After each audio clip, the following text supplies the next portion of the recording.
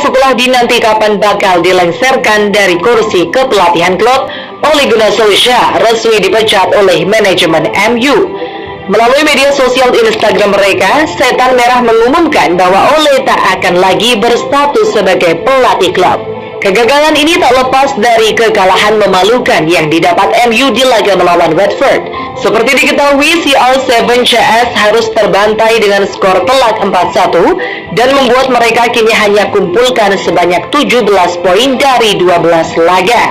Hasil itu membuat mereka duduk di tangga ke-8. Kalah dari Tottenham Hotspur dan juga Wolverhampton yang sama-sama meraih kemenangan di laga teranyar.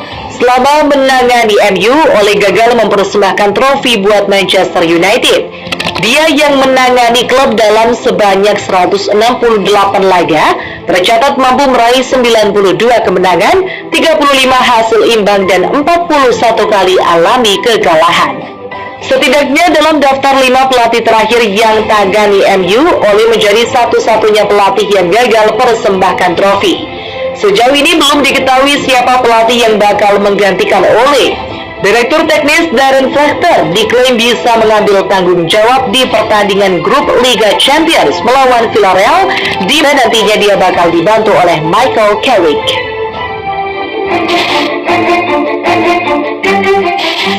Bendera Merah Putih Indonesia dilaporkan dilarang berkibar di ajang Piala AFF 2020. Menurut laporan, larangan itu merupakan buntut hukuman dari World Anti-Doping Agency atau WADA yang diterima oleh Indonesia beberapa waktu lalu. Seperti diketahui, sebelum bendera merah putih dilarang berkibar di Piala AFF, hukum WADA juga membuat bendera merah putih gagal berkibar di Piala Thomas dan Uber. Kabarnya, sanksi dari WADA tersebut juga terancam membuat bendera merah putih gagal berkibar di Piala Dunia U20 2023 mendatang jika persoalan serius ini tak segera diselesaikan.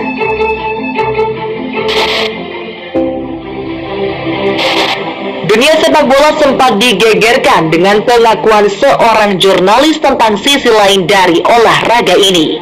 Bukan positif, namun berita yang dibawa justru cenderung sensitif. Ada banyak sekali berita mengerikan yang kemudian langsung membuat halayak menantikan kebenaran dari segala yang diungkap. Romain Molina merupakan sosok jurnalis yang berani buka suara soal berbagai hal negatif yang terjadi dalam sepak bola. Beberapa di antaranya dia menyebut bila ada campur tangan Presiden Prancis dalam pemanggilan Karim Benzema ke timnas.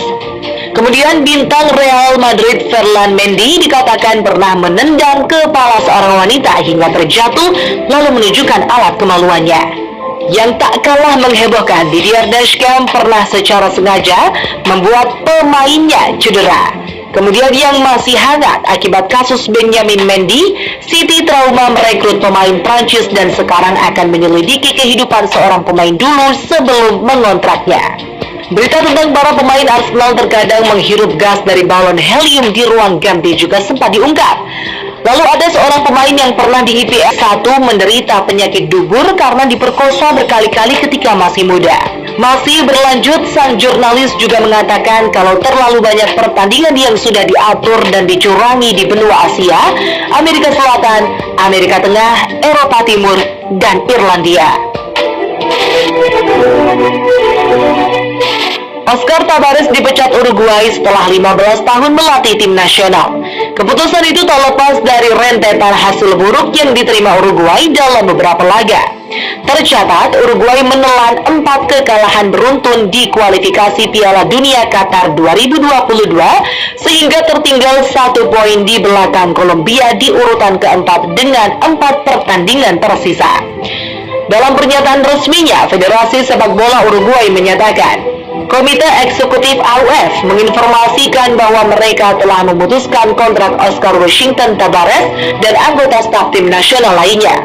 Kami dengan tegas menyatakan bahwa keputusan ini tidak menyeratkan tidak diakuinya kontribusi penting Tabares untuk sepak bola Uruguay.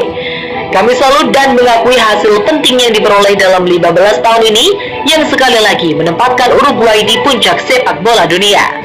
Selama menjabat sebagai pelatih Uruguay, Tabares membantu tim memenangkan trofi Copa America 2011. Ligue 1 Prancis mempertemukan antara Olympique Lyon versus Marseille. Bukannya menampilkan performa menarik, laga tersebut malah harus dihentikan lebih cepat karena ulah supporter tak bertanggung jawab. Baru saja pertandingan memasuki menit keempat, atmosfer langsung terasa sangat panas. Hal itu terbukti ketika Dimitri Payet hendak mengambil sepak pojok. Penonton mengintimidasi dengan lemparan botol. Satu botol yang mengenai tepat di kepala itu sampai membuat sang pemain tersungkur. Melihat kejadian tersebut, wasit kemudian langsung menghentikan pertandingan guna memberi kesempatan tim medis memeriksa Payet. Malah karena takut terjadi hal yang tidak diinginkan, wasit sampai meminta kedua tim untuk masuk ke ruang ganti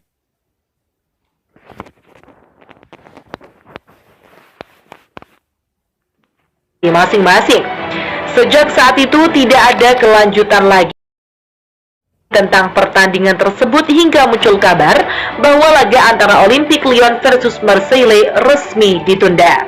Kejadian tersebut kian mencoreng nama Ligue 1 usai sebelumnya laga antara Marseille melawan Nice pada Agustus lalu juga ditunda.